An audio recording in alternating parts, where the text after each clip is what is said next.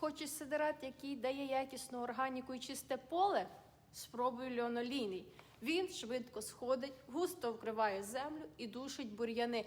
Після заробки льон дає міцну органіку. Вона довго тримається в ґрунті і реально піднімає його структуру. Коріння льону працює в поверхневому шарі, розпушує, покращує аерацію, робить землю більш живою, сієш 40-60 кг на гектар, через місяць-півтора маєш готовий сидират. Після льону відмінно росте пшениця, ріпак, овочі і навіть бобові.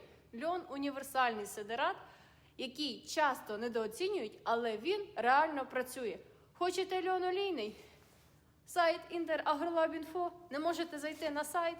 Номер телефону менеджерів під відео. Зателефонували, замовили і льон їде до вас. Тож, гарного вам дня і успіхів!